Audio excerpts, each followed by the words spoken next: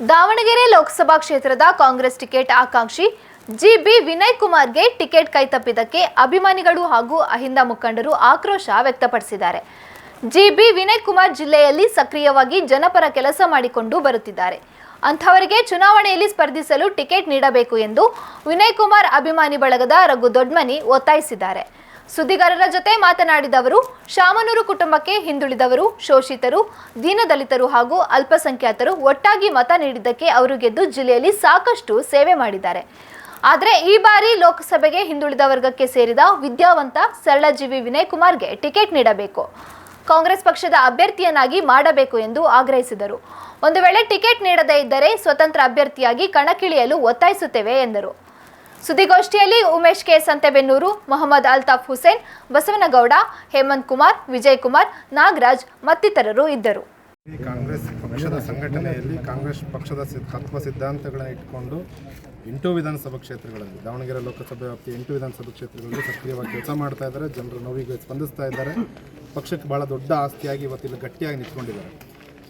GB Vinay Kumar ಅವರಿಗೆ ಪ್ರಬಲ ಆಕಾಂಕ್ಷಿಯಾಗಿದ್ದುಕೊಂಡು ಪಕ್ಷದ ವರಿಷ್ಠರು, ರಾಜ್ಯ ಹಾಗೂ ರಾಷ್ಟ್ರೀಯ ಮಟ್ಟದ ವರಿಷ್ಠರು, ನೀನು ಕೆಲಸ ಮಾಡಪ್ಪ, ನಿನಗೆ ಟಿಕೆಟ್ 100ಕ್ಕೆ 100 ಆಗುತ್ತೆ ಅನ್ನುವಂಥ ವಿಶ್ವಾಸದ ಮಾತುಗಳು ಹೇಳಿದರು.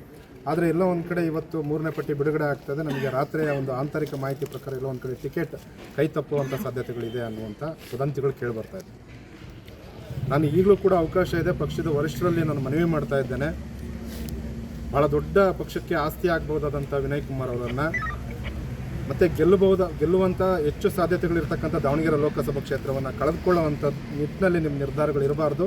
ಸೊ ಹಾಗಾಗಿ ವಿನಯ್ ಕುಮಾರ್ ಅವರಿಗೆ ನೀವು ಕಾಂಗ್ರೆಸ್ ಪಕ್ಷದ ಅಧಿಕೃತ ಅಭ್ಯರ್ಥಿಯನ್ನು ಘೋಷಣೆ ಮಾಡಬೇಕು ಅನ್ನುವಂಥ ಮನವಿಯನ್ನು ಈ ಮೂಲಕ ನಾನು ಮತ್ತೆ ಮನವಿ ಮಾಡ್ತಾ ಇದ್ದೇನೆ. ಒಂದು ವೇಳೆ ಎಲ್ಲಾದರೂ ಕೂಡ ಟಿಕೆಟ್ ಏನಾದರೂ ಕೈ ತಪ್ಪಿತು ಅಂದರೆ ಜನರ ಅಭಿಪ್ರಾಯ ಸಂಗ್ರಹದ 2 ಸಭೆಗಳನ್ನು, ಒಂದು ಬಹಿರಂಗ ಸಭೆ ಮತ್ತು ಒಂದು ಆಂತರಿಕ ಸಭೆಯನ್ನು ನಾವು ಇನ್ನು 2 ದಿನದೊಳಗಡೆ ಮಾಡಿಬಿಟ್ಟು ನಮ್ಮ ಅಭಿಪ್ರಾಯವನ್ನು ಅಂತಿಮವಾಗಿ ಮಾಧ್ಯಮಗಳ ಮೂಲಕ ಮತ್ತು ಪಕ್ಷದ ವರಿಷ್ಠರ ಗಮನಕ್ಕೆ ತರುವಂತಕ್ಕೆ ಬಯಸ್ತೇವೆ. ಸಭಾ ಕ್ಷೇತ್ರದ ಟಿಕೆಟ್ ಅಂತಿಮ ಅನ್ನುವಂಥದ್ದು ಒಂದು ಕಡೆ ಇದೆ. ಇನ್ನು ಕಾಲಾವಕಾಶ ಅನ್ನುವಂಥದ್ದು ಕೊನೆಯವರೆಗೆ ಇರ್ತದೆ. ಅದು ನಮ್ಮ ಮಾಧ್ಯಮ ಮಿತ್ರರಿಗೆ ಗೊತ್ತಿದೆ. ನಾವು ಬಯಸೋದೇನೆಂದರೆ, ಈಗ ಪ್ರಭಾ ಮಲ್ಲಿಕಾರ್ಜುನಿಗೆ ಟಿಕೆಟ್ ಕೊಟ್ಟರೆ ತಪ್ಪೇನಿಲ್ಲ, ಅವರು ವಿದ್ಯಾವಂತರು, ಡಾಕ್ಟರ್ ಪ್ರಭಾ ಮಲ್ಲಿಕ್. ನಾವು ಏನು ಬಯಸ್ತಾ ಇದ್ದೀವಿ ಅಂದರೆ, ಈಗ ಆಲ್ರೆಡಿ ಉತ್ತರ ದಕ್ಷಿಣ ಶಾಸಕರಿದ್ದಾರೆ, ಮಂತ್ರಿಗಳಿದ್ದಾರೆ, ಉಸ್ತುವಾರಿಗಳಿದ್ದಾರೆ. ಹಾಗಾಗಿ ಹೊಸ ಯುವ ನಾಯಕರನ್ನ ಸೃಷ್ಟಿ ಮಾಡಿದರೆ, ಕಾಂಗ್ರೆಸ್ ಸಿದ್ಧಾಂತದ ಪಕ್ಷದಲ್ಲಿರ್ತಕ್ಕಂಥದ್ದು ಹೊಸ ಯುವ ನಾಯಕರು ಸುಮಾರು 10 ತಿಂಗಳಿಂದ ಇವರೇನಾಗುತ್ತೆ, 8 ವಿಧಾನಸಭಾ ಕ್ಷೇತ್ರ ದಾವಣಗೆರೆಯಲ್ಲಿ ಬರ್ತಕ್ಕಂಥದ್ದು ಪಾದಯಾತ್ರೆಯನ್ನು ಮಾಡಿದ್ದಾರೆ. ಪ್ರತಿ ಹಳ್ಳಿಗೂ ತಲುಪಿದ್ದಾರೆ, ಸಂದೇಶವನ್ನು ಕೊಡಿದ್ದಾರೆ. ಚುನಾವಣೆಯಲ್ಲಿ ನಾನು ಲೋಕಸಭಾ ಕ್ಷೇತ್ರದ ಪ್ರಬಲ ಆಕಾಂಕ್ಷಿಯಾಗಿ ನಾನು ನಿಲ್ತೀನಿ ಅನ್ನುವಂಥದ್ದು, ಸ್ಪರ್ಧೆ ಮಾಡ್ತೀನಿ ಅನ್ನುವಂಥದ್ದು ಹೇಳ್ಕೊಂತ ಬಂದಿದೆ. ಹಾಗಾಗಿ ಅಂಥ ಒಬ್ಬ ಯುವ ನಾಯಕನಿಗೆ ಮತ್ತು ಬುದ್ಧಿವಂತ ವ್ಯಕ್ತಿಗೆ ಪಕ್ಷದಲ್ಲಿ ವರಿಷ್ಠರು ಗುರುತಿಸಿ ಟಿಕೆಟ್ ನೀಡಿದರೆ, ಒಬ್ಬ ಸಾಮಾನ್ಯ ವ್ಯಕ್ತಿಗೂ ಸಹ ಕಾಂಗ್ರೆಸ್ ಪಕ್ಷ ಗುರುತಿಸಿ ಟಿಕೆಟ್ ನೀಡಿದೆ ಅನ್ನುವಂಥದ್ದು ಸಾಬೀತಾಗುತ್ತೆ.